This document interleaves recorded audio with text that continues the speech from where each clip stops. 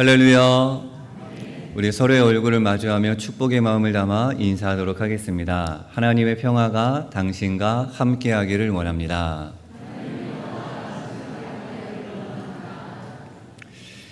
혹시 지난주 말씀 제목 기억하시나요?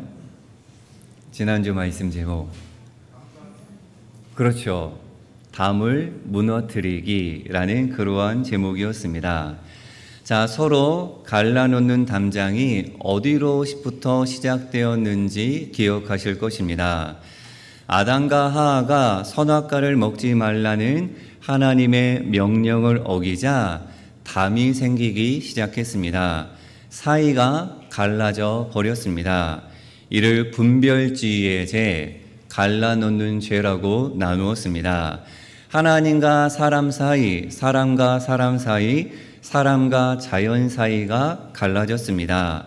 사이에 높은 담이 쌓여져 버렸습니다. 우리는 이 멀어진 사이를 회복하여 하나님께서 보시기에 좋다라는 모습을 되찾아야 합니다.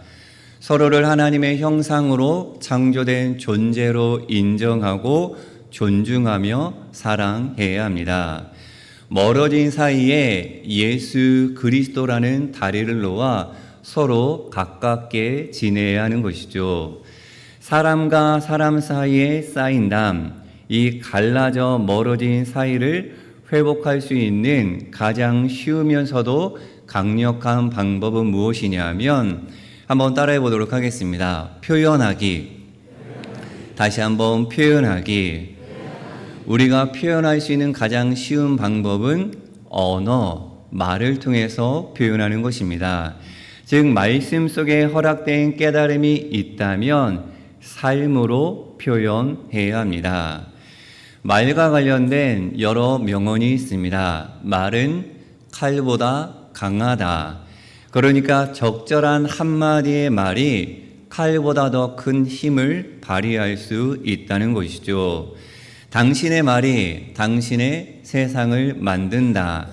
그러니까 말하는 대로, 표현하는 대로 인생의 변화를 이끌어낼 수 있다라는 말이며, 말은 마음의 창이다.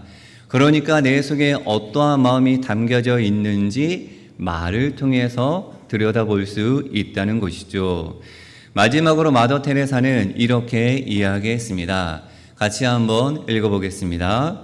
친절한 말 한마디는 짧고 말하기 쉽지만 그 울림은 끝이 없다 라고 합니다.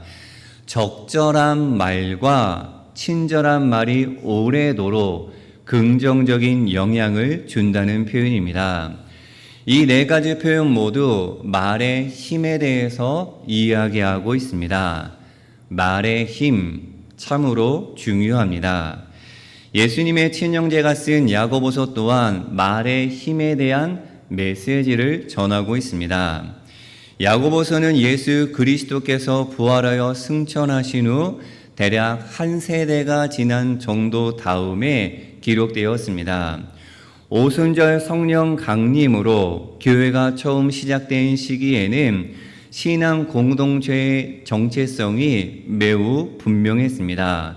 목숨이 위태로운 순교의 상황 속에서도 예수 그리스도를 나와 세상의 구주로 증언하는 신앙 고백이 확실했습니다. 하지만 시간이 흘러가면서 교회 속에 세상의 가치와 생각이 들어와 세속화되어 버렸으며 뜨거웠던 신앙이 식어져 버렸고 빛났던 신앙의 모습이 희미해져 버렸습니다. 급기야 신앙에 대한 정체성마저 흔들리게 되었습니다. 하나님을 따르기 위해 세상 사람들과 구별된 모습, 거룩한 삶을 살겠다고 다짐했던 마음이 어느새 사라져 버리고 예수님을 모르는 사람들과 별반 다를 것 없는 그러한 그리스도인이 되어버렸습니다. 이런 상황 속에서 무엇이 참 교회이고 누가 참 그리스도인인가 라는 질문이 생겨나기 시작했습니다. 다르게 표현하면 그리스도인다움에 대한 물음입니다. 예수 그리스도의 인격과 삶을 얼마나 닮았느냐, 그러기 위해서 너희들이 얼마나 애쓰고 있는가라는 물음입니다. 하나님 앞에 서 있는 내 신앙을 되돌아보기 위해서는 우리는 두 가지에 주목해야 합니다. 인격과 일상에 대해서 주목해야 합니다. 인격은 속사람의 됨됨이요 마음과 정신 품격입니다. 일상은 인격 밖으로 드러나는 모습입니다. 우리는 예수님을 그리스도로 고백하며 십자가의 보혈로 죄 씻음 받아 하나님의 자녀가 되어 구원받았다라고 고백하고 있습니다. 예수 십자가의 보혈을 통해 죄 씻음 받아 하나님과의 관계가 회복된 것을 구원의 본질, 고백이라고 한다면 하나님의 자녀로서 변화된 모습, 일상에서, 그러니까 삶의 자리에서 예수 닮은 모습으로 살아내는 것을 구원의 확장, 행함이라고 할 수 있습니다. 성경은 이러한 구원의 본질, 구원의 확장을 통합적으로 가르치고 있습니다. 이것 따로 저것 따로가 아니라 말씀이 삶으로, 깨달음이 감동을 지나 손과 발로 입술로 고스란히 이어지는 전 인격적인 구원을 이야기합니다. 야고보서는 하나님의 말씀이 삶으로 이어지는 인격과 일상의 연결고리를 이야기합니다. 야고보서의 핵심 구절인 2장 14절에서 20절 말씀 중에 중요 부분을 함께 같이 읽어보도록 하겠습니다. 내 형제들아, 만일 사람이 믿음이 있노라 하고 행함이 없으면 무슨 유익이 있으리요? 그 믿음이 능히 자기를 구원하겠느냐? 이와 같이 행함이 없는 믿음은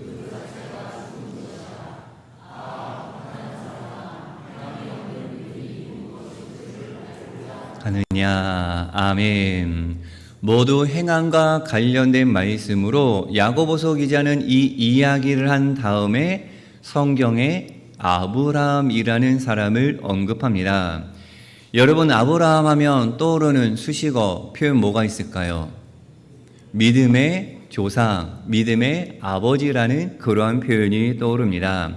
어떻게 아브라함이 이 수식어를 얻게 되었느냐? 행동으로 하나님을 향한 믿음을 온전히 고백했기 때문입니다.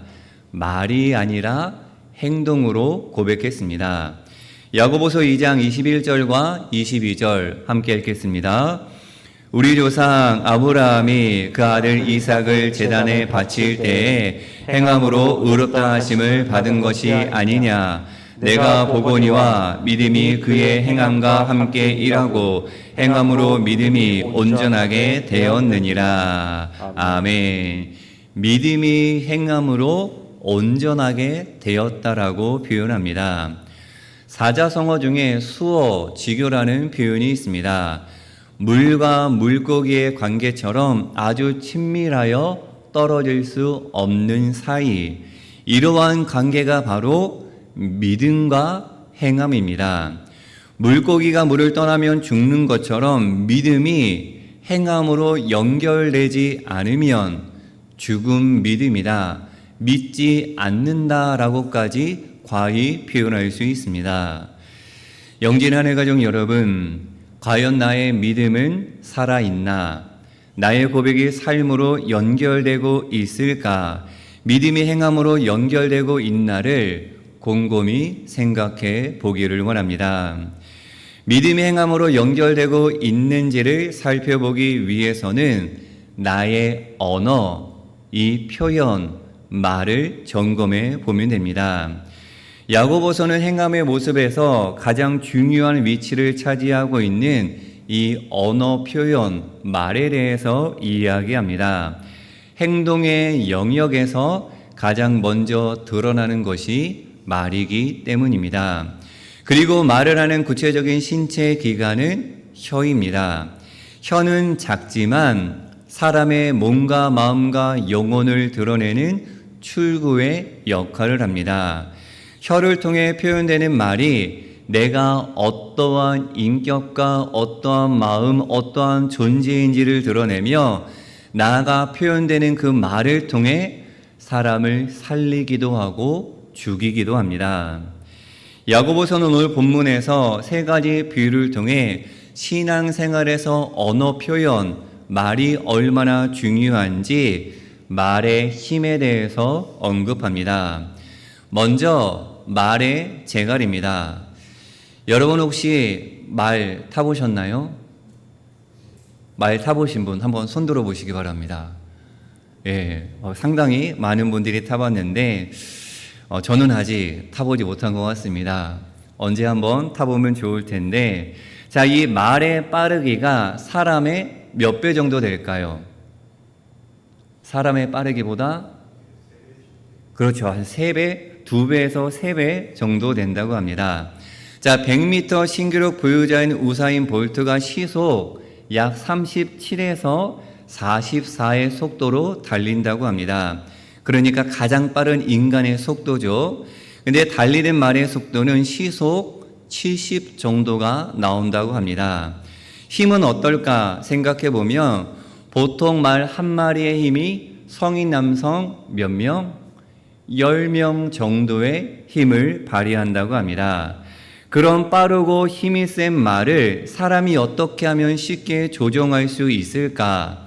사진에 나오는 것처럼 저 재갈만 물려 놓으면 자유롭게 말의 속도는 물론이거니와 방향까지 조종할 수 있습니다.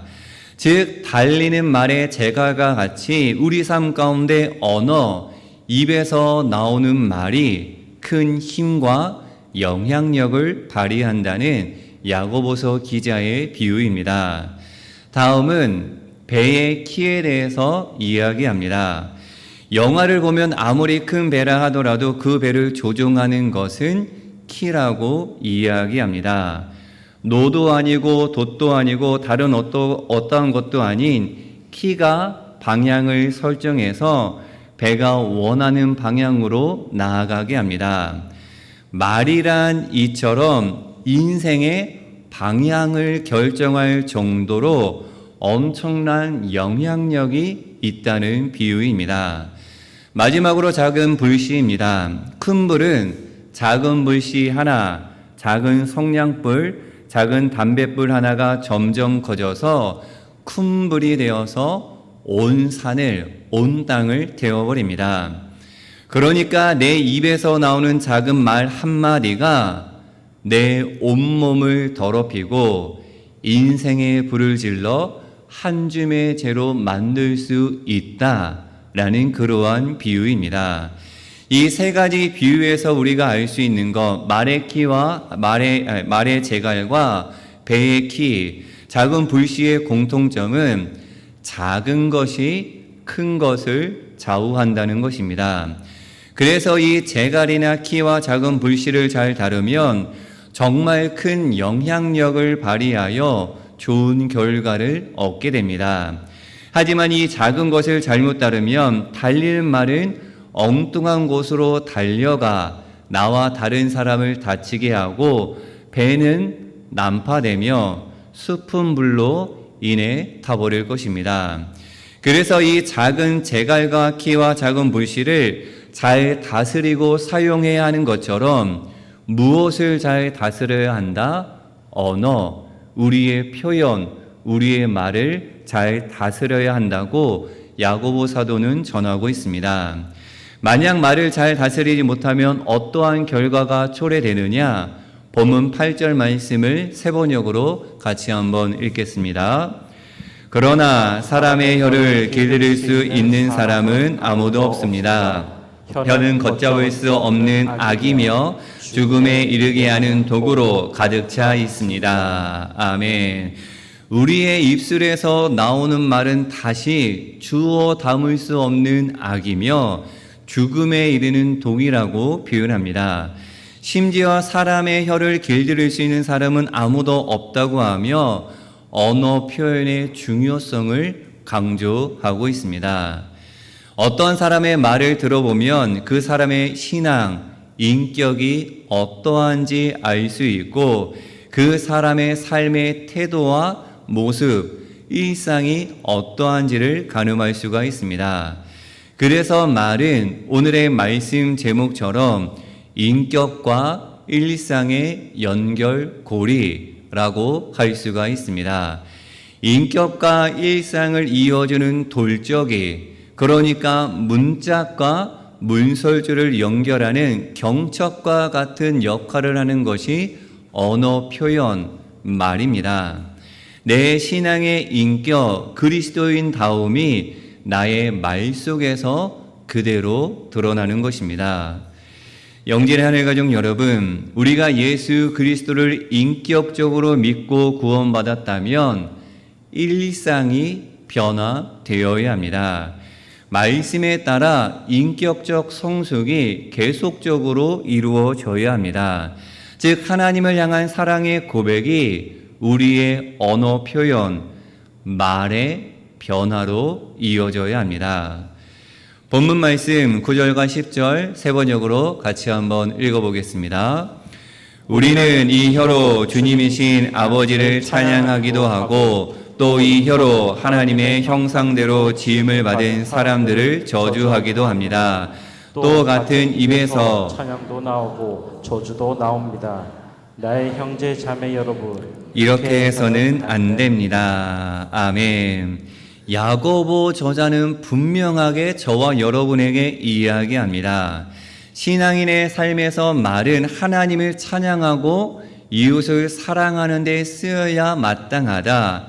한 입에서 나오는 말로 하나님을 찬송하고 이웃을 저주한다면 그리스도인답지 못한 모습임을 우리에게 이야기하고 있습니다. 내가 구원받은 하나님의 자녀라면 존재하는 모습도 그에 걸맞아야 합니다.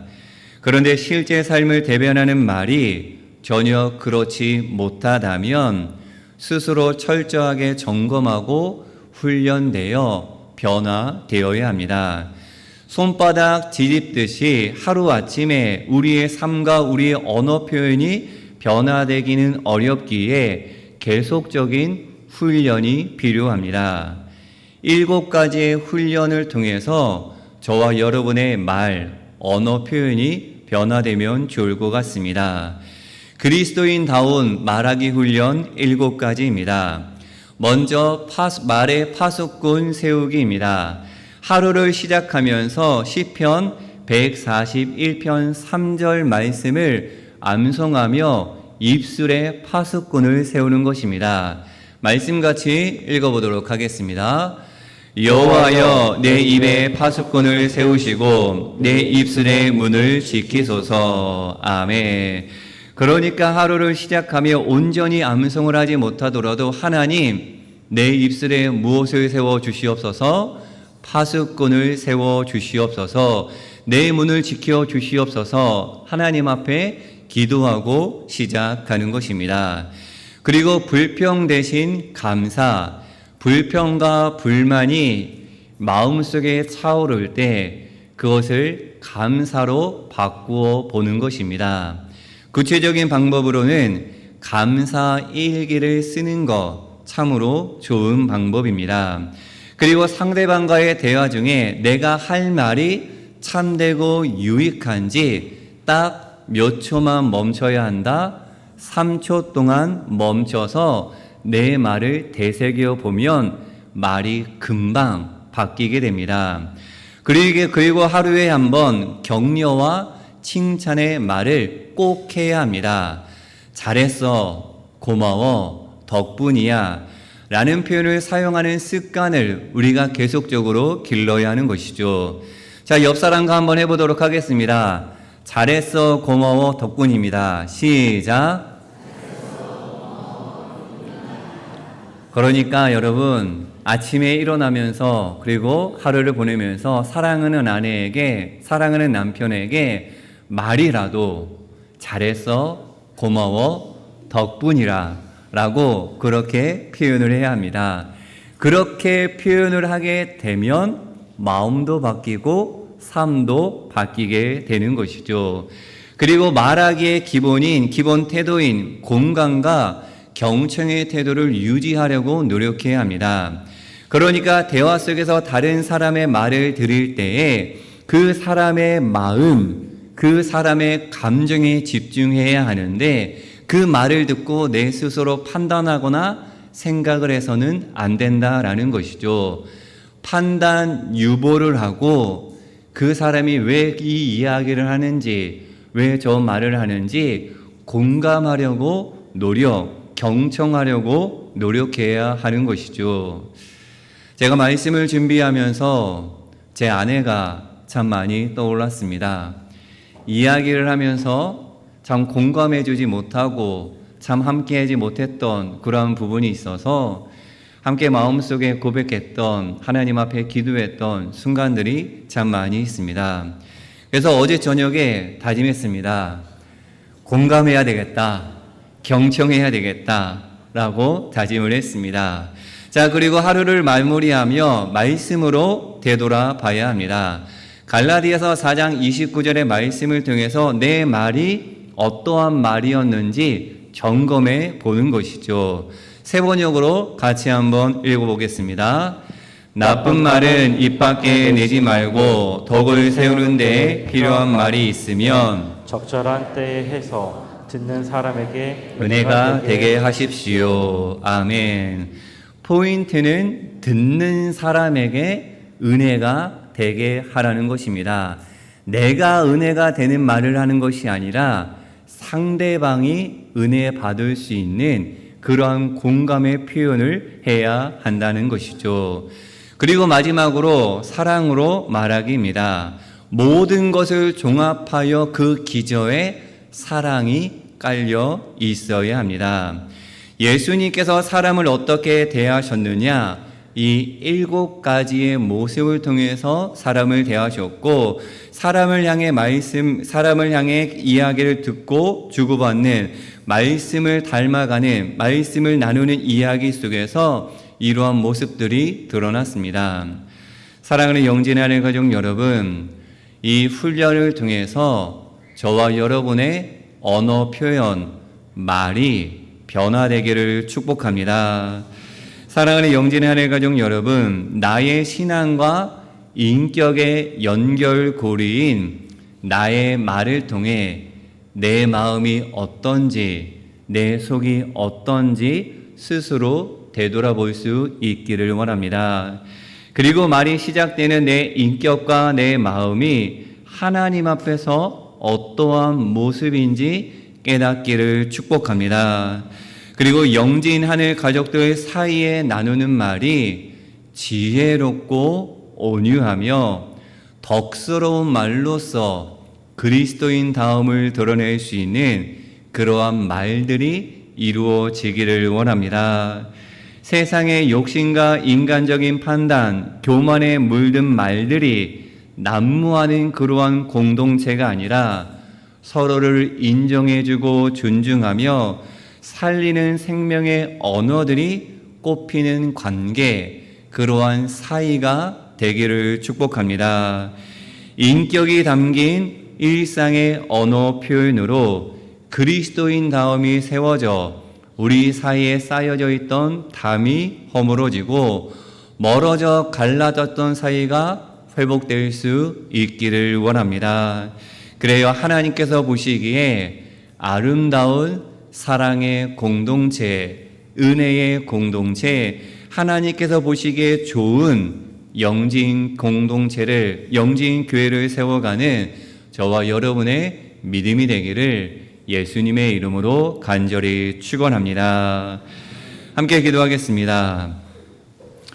하나님을 사랑하는 마음이 우리의 말을 통해 드러나게 하시고 우리의 고백이 삶으로, 우리의 믿음이 행동으로, 우리의 인격이 일상의 연결고리인 말로 드러나 구별된 존재로 하나님을 빛나게 하는 영진 하늘 가족들이 되게 하여 주옵소서. 간절히 소망합니다. 우리 사이에 멀어진 관계가 있습니까? 우리 사이에 높이 쌓아진 담이 있습니까? 진실된 마음이 담긴 한마디의 말로 멀어진 관계가 가까워지며 높이 쌓아진 담이 허물어져 주 안에서 하나 될 수 있도록 인도하여 주옵소서. 나의 언어 표현이 상대방을 힘들고 어렵게 만드는 것이 아니라 상대방을 살리며 상대방을 격려하며 상대방을 온전히 세워줄 수 있는 그러한 언어 표현이 될 수 있도록 신앙의 인격이 바뀌어지는 그리스도인다운 우리의 말의 생활이 될 수 있도록 인도하여 주옵소서. 예수 그리스도의 이름으로 기도하옵나이다. 아멘.